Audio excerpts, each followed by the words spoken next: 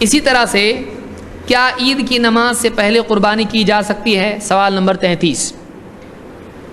تو عید کی نماز سے پہلے قربانی کرنا جائز نہیں ہے۔ اللہ تعالیٰ نے اس طرف اشارہ بھی دیا ہے۔ اللہ نے کیا فرمایا؟ فَصَلِّ لِرَبِّكَ وَانْحَرْ۔ تو اے نبی آپ اپنے رب کے لیے نماز پڑھیے اور قربانی دیجیے۔ پہلے کس کو ذکر کیا اللہ نے؟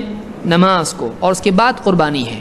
تو اس میں اشارہ یہ ہے کہ پہلے نماز ہے پھر اس کے بعد قربانی ہے۔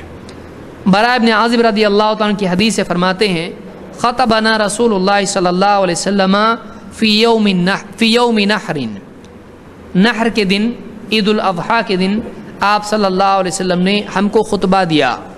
فقال لا یضحین احد حتی یصلی، تم میں سے کوئی بھی آدمی نماز پڑھنے تک قربانی نہ کرے، نماز پڑھنے تک قربانی نہ کرے۔ اس کو امام مسلم نے روایت کیا ہے۔ اس حدیث سے معلوم ہوتا ہے کہ اللہ کے رسول صلی اللہ علیہ وسلم نے صاف منع کیا ہے اس بات سے کہ کوئی آدمی نماز سے پہلے قربانی کرے۔ اگر کوئی کرتا ہے اس کی قربانی نہیں ہوگی۔ ایک حدیث میں آپ نے فرمایا من صلی صلاتنا واستقبل قبلتنا، جو ہماری نماز پڑھتا ہے اور ہمارے قبلے کو قبلہ مانتا ہے، فلا یذبح حتی ینصرف، وہ اس وقت تک کہ ذبح نہ کرے جب تک کہ نماز سے پھرتا نہیں ہے، یعنی نماز سے پلٹنے تک قربانی کرنا اس کے لیے صحیح نہیں ہے۔ اس کو امام البخاری اور مسلم دونوں نے روایت کیا ہے۔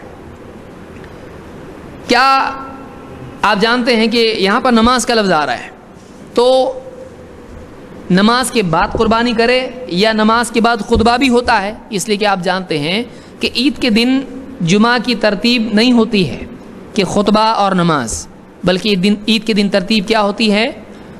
نماز اور اس کے بعد عید کا خطبہ ہوتا ہے۔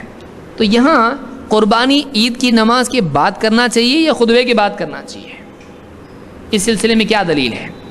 جندب رضی اللہ تعالیٰ فرماتے ہیں صلی النبی صلی اللہ علیہ وسلم یوم النحر ثم خطب ثم ذبح، اللہ کے نبی صلی اللہ علیہ وسلم نے عید کے دن یوم النحر آپ نے نماز پڑھی، خطبہ دیا اور ذبح کیا۔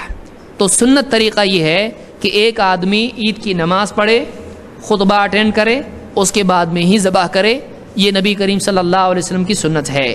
اس کو امام البخاری نے روایت کیا اور مسلم میں بھی اسی کے قریب الفاظ میں روایت موجود ہے۔ آپ یہاں دیکھ رہے ہوں کہ اللہ کے نبی صلی اللہ علیہ وسلم کی رہبری دین کے سلسلے میں کتنی زیادہ موجود ہے، ہر چیز ہے۔ پھر آدمی کہے کہ قرآن حدیث میں سب ہے، کیا بتاؤ ہم کو؟ آپ بتائیے، اتنا سب کچھ قرآن و سنت میں موجود ہے، آدمی کو چاہیے کہ واقعی وہ قرآن و سنت کا علم حاصل کریں۔